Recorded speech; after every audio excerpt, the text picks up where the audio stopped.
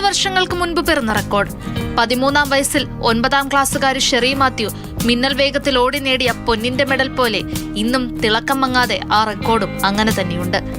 നേടിയെടുത്ത റെക്കോർഡുകളിൽ പലതും പിൽക്കാലത്ത് വന്ന ചുണക്കുട്ടികൾ തിരുത്തിയിട്ടുണ്ടെങ്കിലും ജൂനിയർ പെൺകുട്ടികളുടെ 100 മീറ്ററിൽ ഷെറി സ്വന്തം പേരിലാക്കിയ റെക്കോർഡ് ഇന്നും ആരാലും തിരുത്തപ്പെട്ടിട്ടില്ല.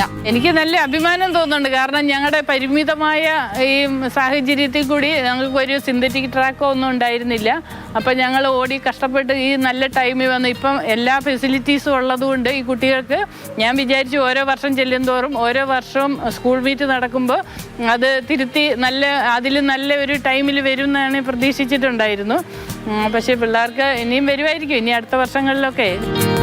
12.1 സെക്കൻഡിൽ മിന്നൽ വേഗത്തിലാണ് അന്ന് ഷെറി തന്റെ ലക്ഷ്യത്തിലേക്ക് കുതിച്ചത്. PT ഉഷയുടെ പാതയിൽ ഷെറി മാത്യുവുമെന്ന് അന്നത്തെ പത്രങ്ങളെല്ലാം വാർത്ത നൽകിയിരുന്നുവെങ്കിലും പിന്നീട് 10-ാം ക്ലാസ്സിന് ശേഷം റെയിൽവേയിൽ ജോലി ലഭിച്ച് ഷെറി മാത്യുവിന്റെ ജീവിതം മറ്റൊരു വഴിയിലൂടെ ഒഴുകി. പക്ഷേ ഇപ്പോഴും പഴയ 9-ാം ക്ലാസ്സുകാരിയുടെ അതേ ആവേശമാണ് കായിക മേഖലയെക്കുറിച്ച് പറയുമ്പോൾ ഈ താരത്തിനും.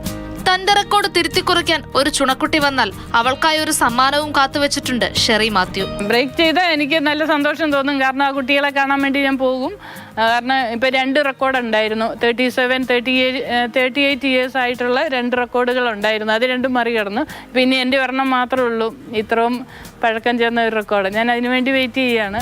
പുതുതലമുറയിലെ കുട്ടികളുടെ പ്രകടനങ്ങളൊക്കെയും ഏറെ സന്തോഷത്തോടെ നോക്കിക്കാണുകയാണ് ട്രാക്കിലെ ഈ വേഗറാണി. മാതൃഭൂമി ന്യൂസ്, തിരുവനന്തപുരം.